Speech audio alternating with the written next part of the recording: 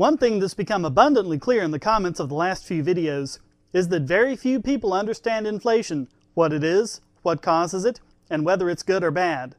So here, I'll once again go back to the basics and cover the issue from the ground up. So, what is inflation? What happens when prices go up? Is that inflation? What if prices go down? Is that deflation? In order to begin to understand this, the first thing we need to understand is what a price actually is. If widgets cost $20, what does that mean? It means the value of a widget is 20 times that of a dollar. So a price is, in fact, a ratio of the value of the good or service to the value of the currency. So if widgets are $20, that means that the ratio of the value of a widget to the value of the dollar is 20 to 1. So what happens if the price of a widget changes? Suppose it goes up to $25. What does that mean? Has the value of the widget gone up?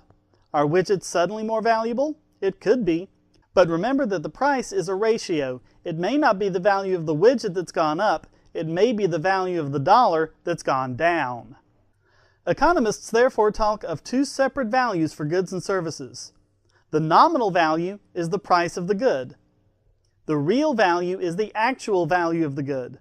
Now, there is a difficulty in measuring real value since it has to be expressed in terms, such as dollars, that may itself vary. How economists do this is beyond the scope of this video. For now, just understand that the good is considered to have a real value intrinsically.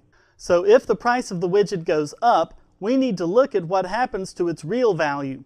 If its real value goes up, then the new price is simply a reflection of this.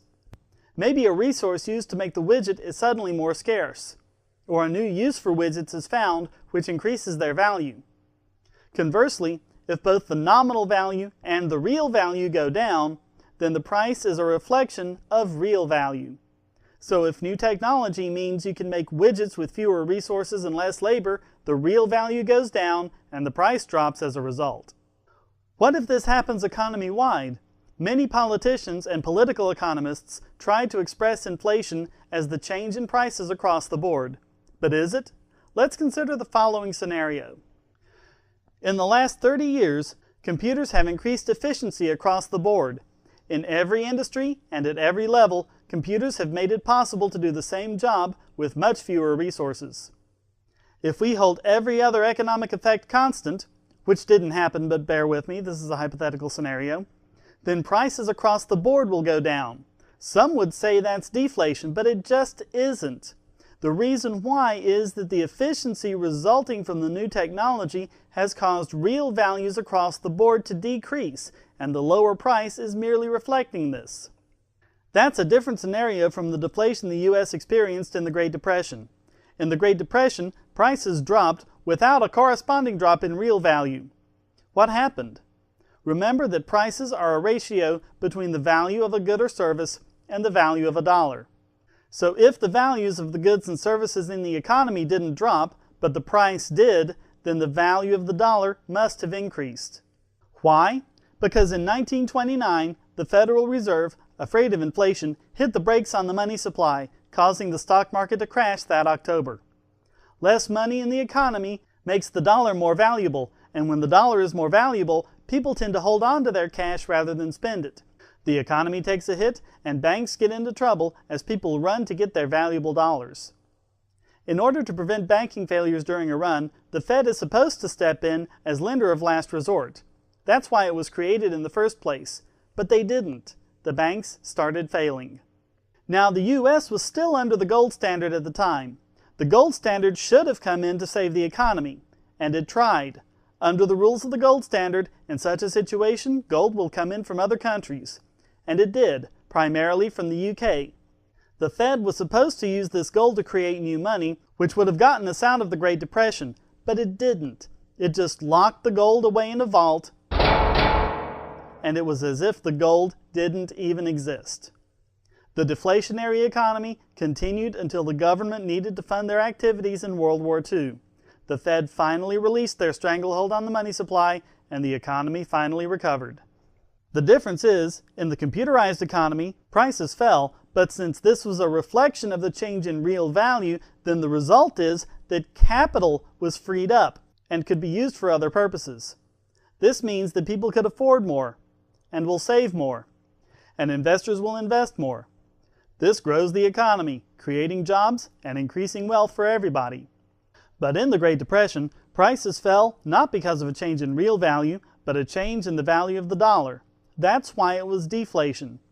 In this case, the economy was stifled, not grown. So going back to our widget, if the price of the widget rises to $25 but the real value is constant, then that means the rise in price is due to inflation. Conversely, if the price drops with no change in the real value, then this is due to deflation. And since the inflation or deflation would be due to the changing value of the dollar, prices will have this tendency economy-wide. Now, some economists claim that inflation is necessary when prices fall in order to maintain price stability. What effect does this have? Let's go back to our hypothetical economy that's been improved by computers. Remember that here, prices fell in response to a decrease in real value, and this frees up capital for other purposes. What happens if the government inflates the money supply in response? The government sells bonds to the central bank, which buys them with money created out of thin air. A greater quantity of money, according to the law of supply and demand, means that the value of the dollar drops. So if you have $10,000, then after this takes effect, you still have $10,000 nominally. But in real terms, this is a loss of wealth since the $10,000 doesn't go as far as it did. Maybe it only buys what used to only cost $9,000. Without the inflation, you would have had an extra $1,000 to spend, save, donate to a cause, or whatever.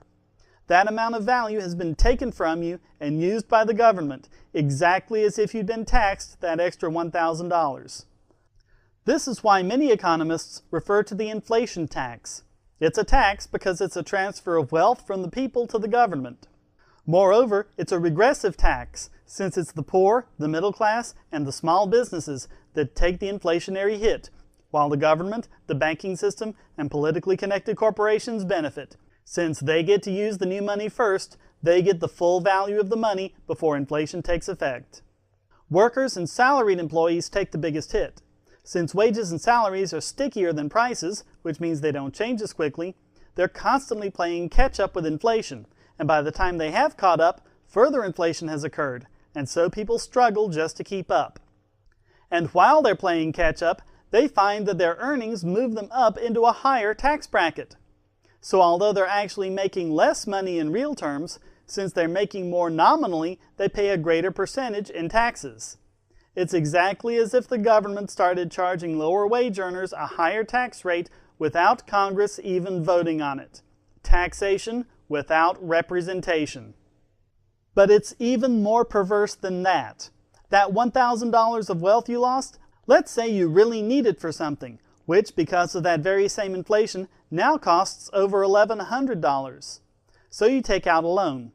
The reason you can borrow this money is because of the money the Fed created out of thin air, but it's also true that if they hadn't done that, you wouldn't have had to borrow that extra money at all. So now you're in debt over $1,100, which will have to be paid back with interest when by all rights, every bit of that should have been yours to begin with, debt-free. From all of this, it's easy to see that, in order to have a robust economy, as well as the greatest benefit for the poor, the government should not be striving for price stability, but monetary stability. Inflation is a tax, a regressive tax that increases the gap between the rich and the poor and hurts wage earners while benefiting banks and big corporations. And the idea that an economy needs inflation to grow or to maintain stability or whatever is yet another myth perpetuated on the people by the ones who have been elected to represent them.